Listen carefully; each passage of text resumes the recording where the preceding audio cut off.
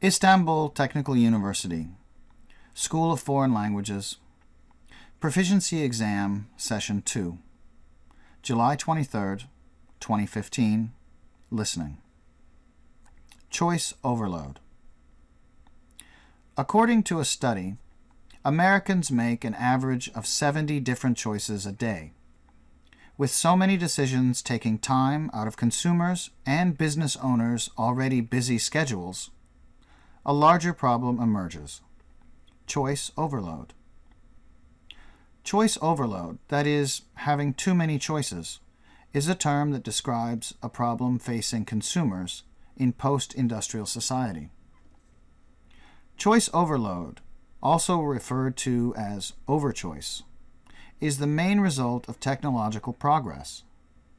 Since the beginning of the Industrial Revolution, each year more and more products are being offered. In other words, because of technological improvements during the 20th century, we now have more choices than ever. The numbers of various brands, from soaps to chocolates, have been steadily rising for over half a century.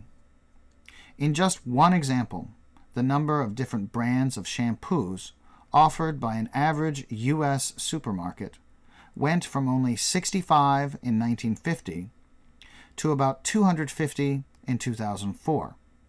Today, you can find more than 500 different brands of shampoos in supermarkets. As you can see, the average American supermarket now carries over 500 different brands of shampoos, which is more than twice the number in 2004. Today, I want to talk about the problem of choice overload and propose some potential solutions for business owners and consumers. But let me start with a study I conducted when I was studying at Stanford University. When I was a graduate student at university, I used to go to a very upscale supermarket called Olivia's Market. This store was known for its large variety of products. For instance, they had over 600 different kinds of wine, so it was a perfect place to study whether offering customers so much choice was really working. I decided to do a simple experiment to find out if customers were enjoying the immense variety at the store. I picked jam for the experiment. They had 350 different kinds of jam at the store. I set up 2 little tasting stands near the entrance of the store. At one of the stands, I put out 6 different flavors of jam, but 24 different flavors of jam at the other stand. I looked at 2 things. First, in which case were people more likely to stop and sample some jam? Overall, the 24 jam display seemed to attract more attention. 60% of the customers stopped to sample when there were 24 jams, and 40% of the customers stopped when there were 6 jams. The second thing I looked at is in which case people were more likely to actually buy a jar of jam. Then I saw the opposite effect. Of the people who stopped when there were 24 different kinds of jam, only 3% of them actually bought a jar of jam. Of the people who stopped when there were 6 different kinds of jam, I saw that 30% of them decided to buy a jar of jam. The more jams on offer, the fewer purchases were made by shoppers. In other words, the smaller selection of jams generated an increase in jam purchases. It turns out that this choice overload problem remarkably affects us. Over the past decade, we have observed 3 main negative consequences to offering people more and more choices. First of all, with an increase in choices, people tend to become more anxious. Having choices is typically thought of as a good thing. However, studies show that people are more stressed and less productive when faced with too many choices. Secondly, they are more likely to delay choosing and wait until the very last minute to make a decision. The more choices people have, the longer it takes for them to make decisions. And often the final effect is not choosing at all. With so many options to choose from, people find it very difficult to choose. So they sometimes choose not to choose, even when it goes against their best self-interests.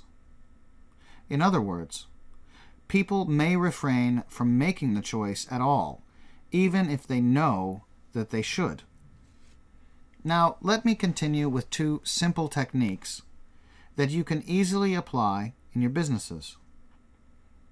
The first one is to cut down the number of competing products. If you are willing to cut, that is, get rid of useless options, you will lower costs and increase sales. When Airwick, a company which sells candles, went from 26 different kinds of candles to 15, they saw sales increase by 10%.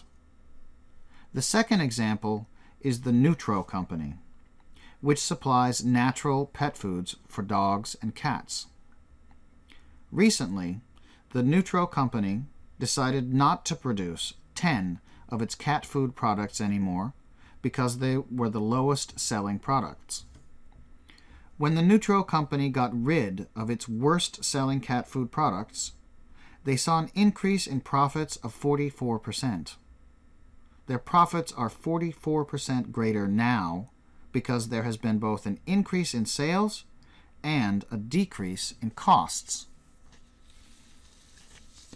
The second technique is categorization. People can handle categories better than they can handle choices. So we did an experiment in the magazine aisle in Walmart, which is a multinational superstore chain. In Walmart, there are 600 different kinds of magazines. On one occasion, we displayed 600 magazines, which were divided into 10 categories. On another occasion, there were 400 magazines on the shelves, divided into 20 categories. Customers stated that they thought they were given more choice and a better choosing experience when we gave them 400 magazines than when we gave them 600. In other words, when there were 400 magazines split into 20 categories, instead of 600 magazines in 10 categories, customers better understood their options. Also, arranging the magazines under a wider range of subheadings created the perception that the store offered more choice, even when the number of magazines was comparatively small. Finally, I want to share 3 shopping tips for customers. First, always make a shopping list. If you know what you want beforehand, you are less likely to be distracted by other options. This way you can choose according to what you need on your list, not what's on the shelves. Second, if a new product seems worth a look, research it before buying in order to evaluate differences from what is already available. It is important to investigate and compare a brand to its competitors in order to assess its value. And finally, when the product you want costs more than others, check company websites for special offers. The website may offer free samples, coupons, and other discounts, all of which will reduce the cost of the product. Today, I have talked about choice overload, a study I did at a supermarket, 2 business techniques to cope with the problem of choice overload, and 3 shopping tips for consumers. All of these techniques are designed to help you manage your choices better for both you and the people that you may be serving. Thank you for listening.